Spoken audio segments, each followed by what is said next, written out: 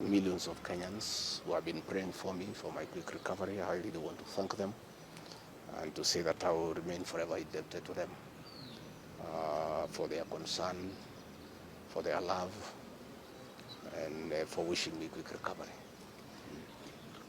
The unfortunate turn of events there during that particular time. Even as you were receiving treatment, a lot was going on in terms of Senate proceedings, the outcome of that. There's also a very active, legal proceedings on the same, resuming on Tuesday. In the wake of all this, even as the doctor has recommended that you have sufficient rest at home, but maybe just tell us, will we be seeing you active? Will you respond to all these issues that are going? We're talking about a parliamentary outcome. We're talking about a legal process which is so intense that has even involved a three-judge bench. What will be your reaction towards all this? I think for now my life comes first, my health comes first. It's unfortunate that when I was here in hospital, my brother and friend, President William Ruto, ordered for the withdrawal of my security from the hospital here. I've been here alone without a single officer looking after me. He ordered the withdrawal of security guards in my rural home in Nyeri, in my private home here in Karen, and all officers who were close to me were disarmed and given warning that they should not be anywhere near me. I didn't know President William Ruto can be that vicious. I am shocked by how vicious a man I helped to be president, a man that I believed in, a man that I was persecuted when supporting him, could be so vicious against me when I'm literally fighting for my life in hospital. How cruel can a man be? As we speak today, the Deputy President of the Republic of Kenya, Rigathi Gachagua, has no single security officer around him. He's alone. And I am aware that a judge seated in Kerugoya, another one seated in Milimani, gave conservatory orders staying the proceedings of the Senate, which effectively means I'm Deputy President. But the President, in total violation of the court orders, viciously withdrew security around me. Again, to cripple the functions of my office, he ordered through the head of public service, Felix Koskei, that all officers in my office be sent on compulsory leave. Last night, all vehicles assigned to officers who work under me were impounded to cripple the office of the Deputy President. I don't understand this level of viciousness to a man who have been your deputy, who helped you to become president, irrespective of whatever he has done. At his lowest moment in life, when he's literally struggling to stay alive, you unleash such viciousness against him. I bear no grudge against anybody, but I had not seen that in President William Ruto. The man I'm seeing is not the one that I thought that I knew. I know there was concerted effort that I should not go to Kwale for the celebration. Wilson Airport were told that I should not go through Wilson Airport. All owners of helicopters were told that I should not be allowed to use any of them to go to Kwale. I don't understand. But as I say, I want the people of Kenya to know that as I go home today, I have no security. And it's good that they know. And if anything happens to me or my family, President William Ruto must be held to account. We've made many mistakes in life.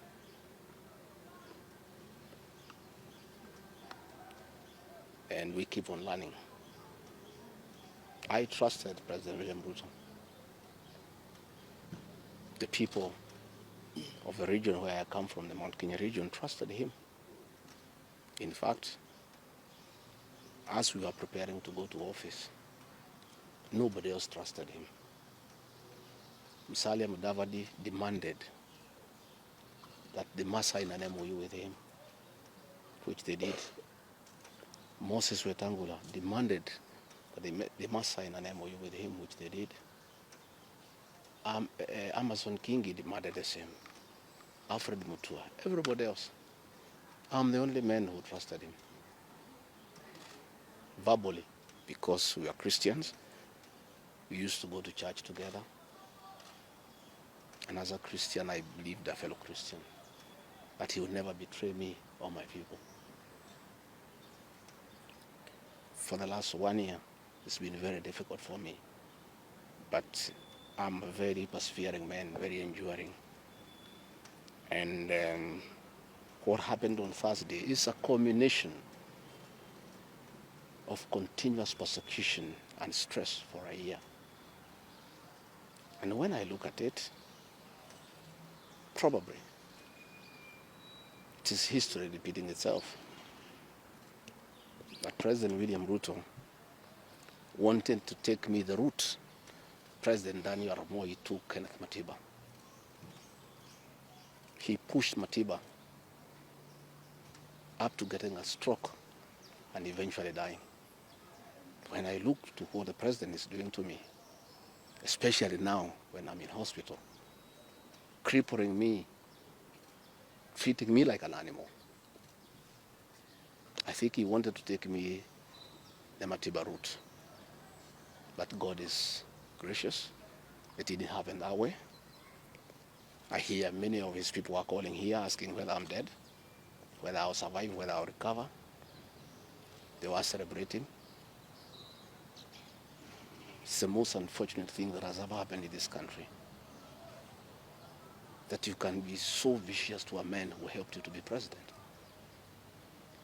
And the crime of this man, telling you the truth, don't evict people without compensation, Mr. President. Mr. President, don't overtax people. You are killing them, you are killing their businesses. Don't force a housing program on people. If people do not want these houses, don't force them. My only problem with the president is just being truthful because nobody else can tell him. The framers of the 2010 Constitution wanted a deputy president who is elected as a buffer who can stand for the people. The charity we are being treated for, two, is get rid of an elected deputy president and appoint a control freak. A fellow you appoint who cannot ask a question, who cannot say anything. And I'm sure if they succeed, he'll be asked to sign an undated resignation letter so that in case he starts asking questions, he can just be told to resign. But the framers of the 2010 Constitution were very clear in their mind why they wanted a deputy president who is elected. I'm the only man in the cabinet and in the whole government who can stand up to President William Ruto and tell him, hey brother, this is not right. This Adani thing is not good for the country. There's too much corruption, Mr. President. This how thing is being forced down on the people of Kenya. And they don't like it. Please don't force it down on them. You know, situations where medical equipment that was being supplied by Kenyans to the Ministry of Health now has been given to one single Asian. I said, Mr. President, this is not right. We are killing our business people. So, as we speak, I say that my lawyers are in court. We have faith in our judiciary. And I requested that, according to the rules of natural justice, I be accorded an opportunity to be heard in the Senate. You remember I presented myself to the National Assembly and defended myself. In the Senate, I was there day one. And even when the Speaker asked me to sit down to listen to the charges, I decided to stand up to face my accusers. I was there the following day. I was ready for cross-examination. The 11 counts is nothing but malice and fiction. It was a political game by the president to get rid of me. And looking at it, I don't think the president had any intention of ever working with me. I think he just needed me to help him win the election because of my mobilization capacity and the faith the Mount Kenya region has in me. So I should have been given an opportunity. I have asked my lawyers and they have told me the motion was not time-bound. What is time-bound is a select committee that should work for 10 days and then report to plenary. That committee was never constituted, so this matter should have continued and waited for me. I was ready for cross-examination so that I answer those 11 counts one by one, and I'm sure had I been given that opportunity, I would have persuaded the senators otherwise. I was not given that opportunity. When you look at the speed at which Rigathi Gachagua is being held at office, it's like the story of Simon Makonde. You remember that story? One who died, who was born on Monday and by Sunday was buried. The kind of efficiency that has been exhibited in holding Rigathi Gachagua out of office, if this efficiency was being exhibited in the management of the affairs of this country, Kenyans would be very happy. What is the hurry? The framers of the Constitution gave the president 14 days to look for somebody to replace the deputy president. It gave Parliament another 60 days. That's a total of 74 days. Why is a job that was prescribed by the framers of the Constitution to be done within 74 days is being done in half a day? You must ask yourself that question. I think it's being hurried to circumvent justice to avoid the courts of law from interrogating this matter and making a decision. The courts told us they don't want to interfere with the process, to let the parliamentary process get finished and then go to them. We have gone to them now. It's over. The courts will interrogate the process and make a determination. But I ask, let the president obey court orders. Through a court order, Rigathi Gachagua is the president. Why doesn't he have cars? Why doesn't he have security? Why has his office been made dysfunctional? I think it's very important. But finally, I want to tell the people of Kenya that I don't feel safe. And for the first time, let me say that on 30th of August in Kisumu, undercover security agents entered my room in Kisumu and bagged it. And one of them tried to poison my food. But we detected it, and we were able to escape the scheme. I was supposed to be killed through poisoning. On 3rd of September, in Nyeri, another team from the National Intelligence Service came to Nyeri and tried to poison food that was meant for me and Kikuyu Council of Elders. I did report this matter to the National Intelligence Service, and the officers who were assigned to my office, I asked them to leave because I felt I was not safe. After the 2 attempts to assassinate me through food poisoning failed, it is when this impeachment motion was hatched. When my security was withdrawn here, officers from the National Intelligence Service have been hovering in every room, in every compound here, to an extent that I had to call my wife and my children to come and stay in my room, just in case they get entry to my room or compromise the people who are treating me. So Rigathi Gachagua and his family feel very exposed because these people have tried to kill us before. They have now tried to get us out of office. So I asked President William Ruto, my brother, I helped you to be president. Leave me alone. Leave my children alone. Do whatever you want, but let me live Let me look after my children. You can do whatever you want with the country, but allow me to live. Because I was there for you when you needed somebody to be there for you. When you were in trouble and you needed a man who could stand with you, I stood with you, with my family. You have paid us in kind by being so cruel and vicious against us. We are simple people. We are a very small family. Let us be. Do whatever you want, but please, Mr. President, I beg you, don't kill us. Don't kill my children. You have caused me enough pain for the last 1 year. Please, leave me alone. Let me be. God will take care of me. I don't have to have security.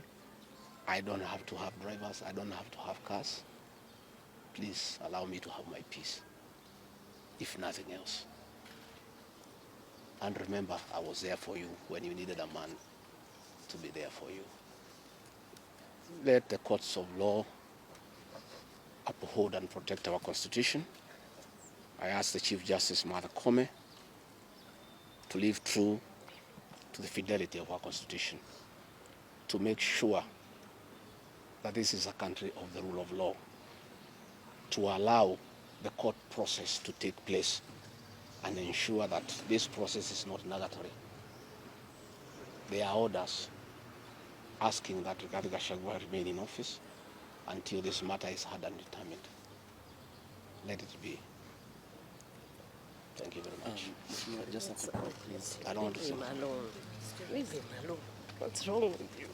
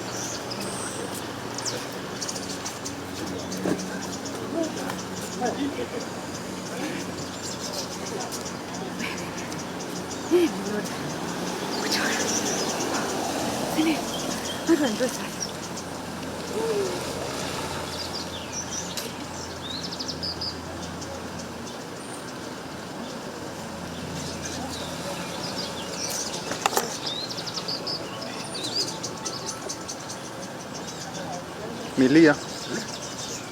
Hello.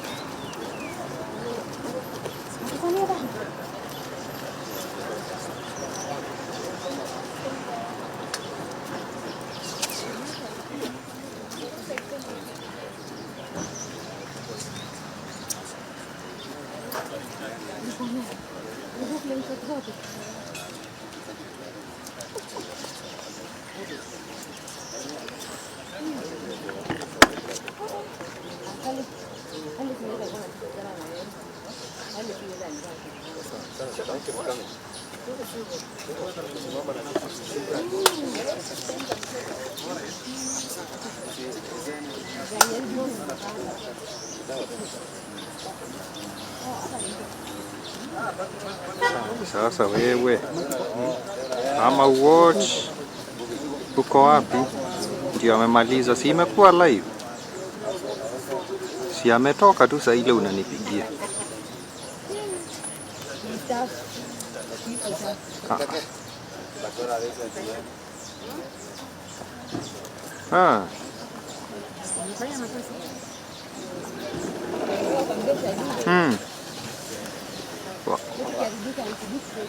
Wacha naje uniambie, unipe hayo maneno.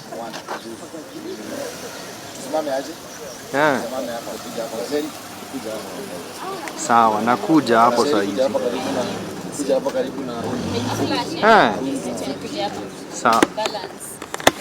Sawa, kesho basi. Sawa.